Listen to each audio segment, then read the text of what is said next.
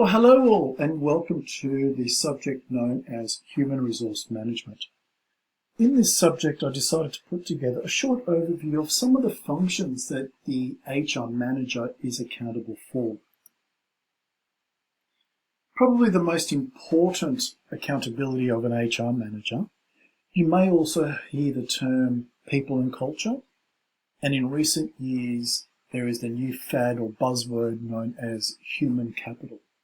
Now again, depending on your organisation and what fashion it follows, all three names mean the same role. So let's just use human resource management because we all know that. So the HR manager is a central part of the business's overall strategic plan for success while adding to the company's competitive advantage, which is known as strategic human resource management, which we will explore later in this topic. Now, some of the goals that are set in not just in HR but across the organisation could be a short-term or it could also be a long-term goal. Now, these goals could vary between 5 to 10 years, or they could be as recent as 2 years' time and as far out as 7 years' time. Now, these numbers all depend on the organisation you're with, the industry that you're in, and what are some of the ramifications or effects that could change or could hinder the organisation's competitive advantage. Also, one of the functions of the HR manager is to develop and maintain a productive workforce. Now, it's great that we get them in the door and they start working and hit the ground running, but the most important part of a happy and productive workforce is maintaining that. Now, that could involve implementing any new training packages or training programs or IT hardware to make their jobs easier, more efficient, and more productive as well. The classic example there was when I was working for a bedding company here in Sydney. Every day us state managers had to note down or diarise the stores we visited and also what were some of the key elements, some of the key issues, and maybe also some of the highlights of that visit. Now, that was quite an arduous process because it had to be written and had to be submitted at the end of the week. So if it wasn't done on a daily basis, a lot of the state managers, including myself, would find it hard to try and recollect what and who they spoke to on Monday or Tuesday earlier that week. So what the bedding firm introduced was a hardware, which was the iPad, I should say, and the program was a CRM program known as the Customer Relationship Manual. Now, what you did there is you took your iPad in. The iPad had all the information of the customer, address, phone number, who the manager is, and all you had to do at the end of that visit was to take notes and input it into the CRM program, which was then stored onto the cloud for your line manager to view at any time that he or she feels fit.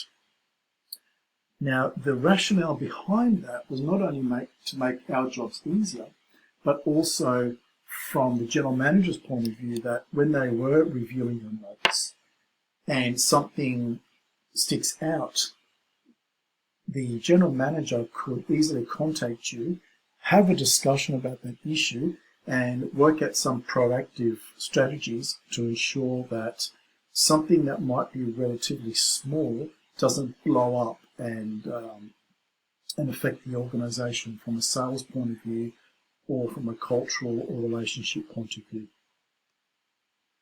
Now, that's great for your current employees, but also we need to ensure that our new employees are onboarded as smooth and as transitionless as possible.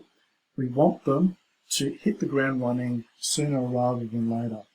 Now, we're all a bit nervous, we're all a bit anxious on our first few days or first week of a new company.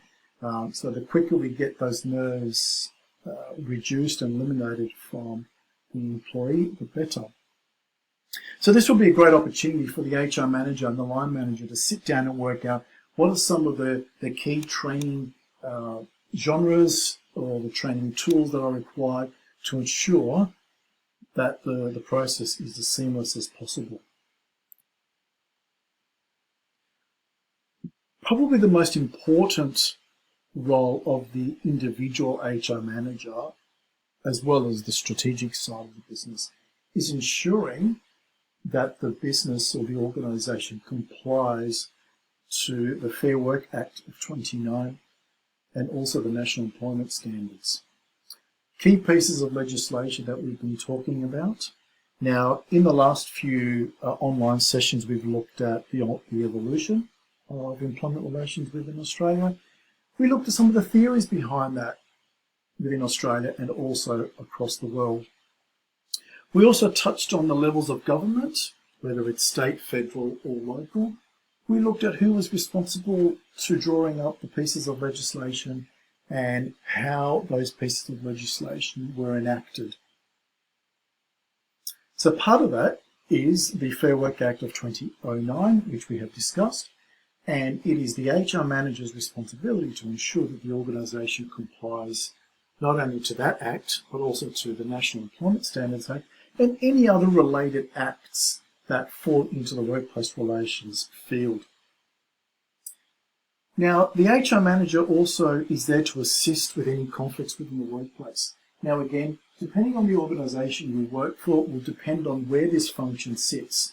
Now, the majority of the businesses I've worked for in the last 30 years, this particular function has fallen into the managers, or the line managers, I should say, basket. It has been the thought process and the motivation behind that is that you are fully aware and fully understanding of the people within your team. You know what their strengths and development needs are, and it would be easier for the line manager to reduce or eliminate any quarrels, so to speak, within the team. But in saying that, the HR manager is there to assist. It's not like the HR manager says, it's your function and I don't want anything to do about it. No, that is a misconception.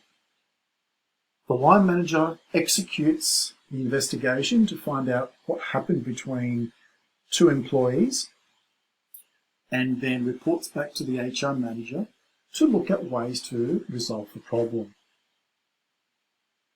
Another function that is falling into managers' laps more and more as we go along is performance appraisals.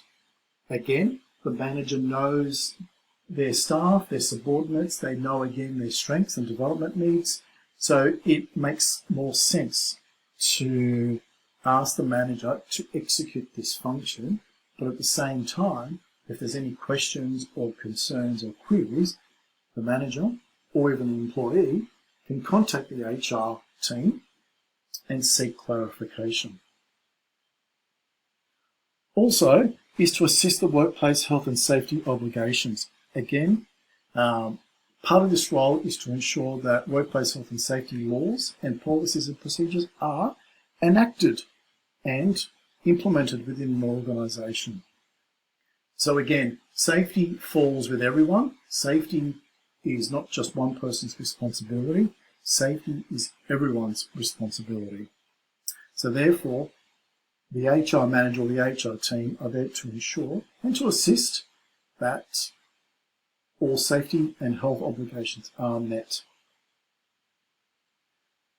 Now finally, the probably a point that we talked about earlier about a productive environment.